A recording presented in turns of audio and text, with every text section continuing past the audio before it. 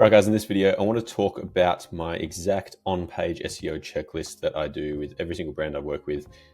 Got one for a product page, collection page, and blog posts, as these are the three main pages that we deal with e-commerce. So I just wanted to break down exactly what I do on each page when it comes to on-page optimization.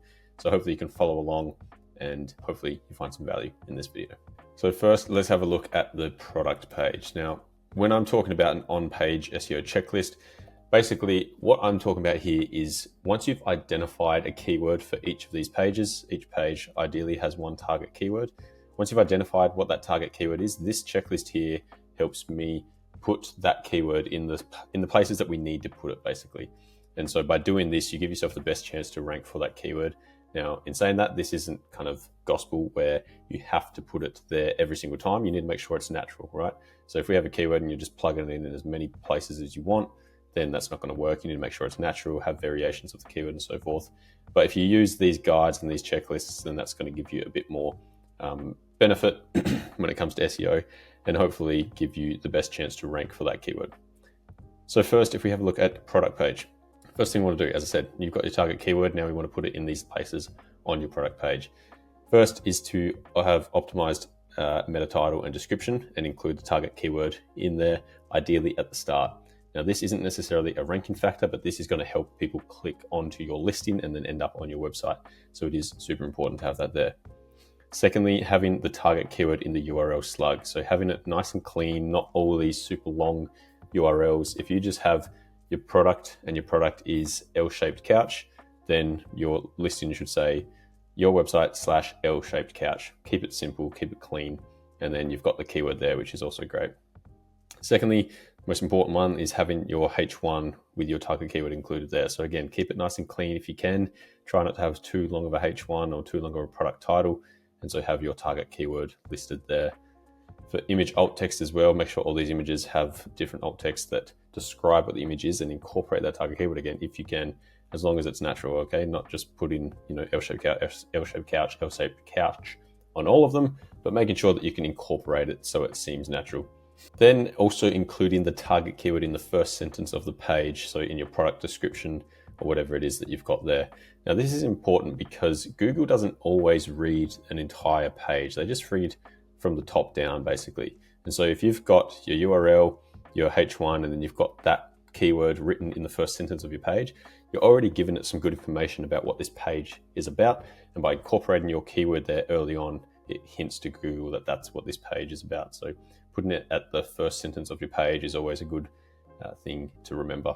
Then it's also great to have keyword variations throughout your page. So ideally, you don't just have one little product description, you've got a bit more details down the bottom here. And if you do, then you want to make sure that you include variations of your keyword throughout this. So don't just have L-shaped couch, L-shaped couch, L-shaped couch everywhere. You want to incorporate different keywords like couches for your living room, L-shaped couches for this and something else. Just making sure that you have variations so you're not just spamming that one keyword, but you're kind of covering a few more. So this is a bit more applicable for kind of collection pages because it's easier to broaden that, whereas with product pages, the keywords are pretty specific, but still making sure that you're incorporating the keyword a handful more times if possible. Again, making sure it's natural, not just spamming the keyword for the sake of spamming the keyword. And then finally, at the bottom, also having your little upsell or cross-sell to similar products. This is, the one kind of internal link, if you want to call it that we do accept on a product page, is making sure that you send people to other similar products that they might want, or they can add on as well. And so once we do that, we've kind of got a nice clean product page here that incorporates the keyword in all these different places and make sure that you can actually rank in Google, but also you promote your product and also other products to the user so that you're giving them the best chance to buy.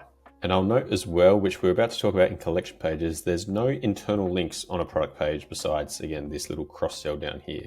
So within your content here, you shouldn't internally link to anything else because your product page is your bottom of funnel page. That's your money page right there.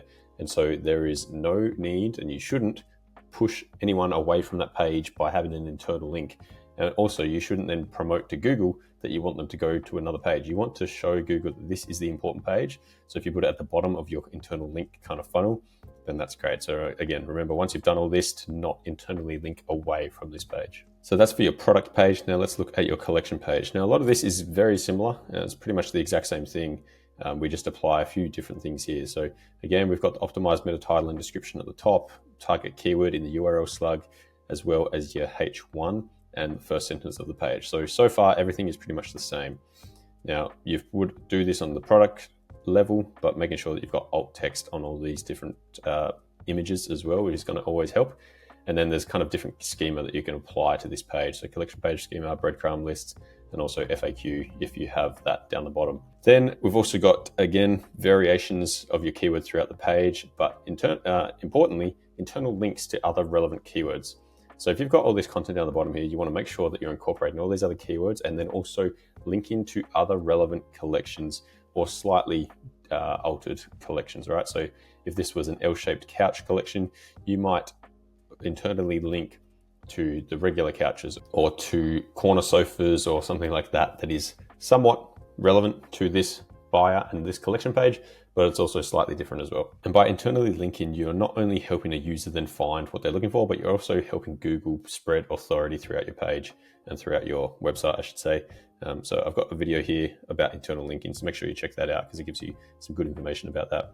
And then finally, on your collection page is having FAQs and also applying that FAQ schema. So then these can get picked up by Google, but it also helps a user answer questions about this type of product and what this collection page is talking about. So that's your product and your collection page done. Now finally, we go onto blog posts here.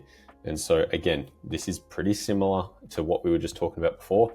We've got your optimized meta title and description at the top, your target keyword in the URL slug and in the H1, again, incorporating that in the first 100 words. Now we do all this because, as I said, Google reads top down. It doesn't necessarily read an entire page. And if you've got a really long blog post, that's even more relevant. So you make sure that you have all those important keywords at the top. And then also your first internal link in this blog post should also go to the most relevant product.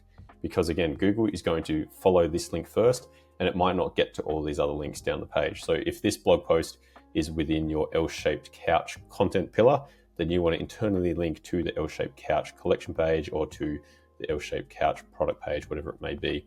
So again, making sure you've got the most important information at the top and in the first kind of 100 words or whatever it may be is crucial when it comes to blog posts. Throughout the rest of the page, again, keyword variations as we got down here, internal links to other products and collections, applying article schema as well. So then Google knows this is a blog post or an article. And then finally, image alt text, again, on these images that you're putting in your blog post. So there you go. That's my full on-page SEO checklist that I apply to every product page, collection page, and blog post that I work on, making sure that you're incorporating the keyword in all these different places. And as I just talked about then, making sure all the important keywords and internal links are at the top of your page because Google doesn't necessarily read everything. So you want to make sure that the important stuff is put towards the top. So if you follow this, you're going to have a nice, clean site, and you're going to have much better chance of ranking in Google search among other search engines as well. So I hope you enjoyed. If you like videos like this, make sure you subscribe and leave a comment down below if you have any questions about this or anything else. If you need e-commerce SEO for your brand, click the first link in the description and you can book a call with me where we can talk about SEO for your brand and hopefully get you cranking with some good results. I'll see you in the next one. Cheers.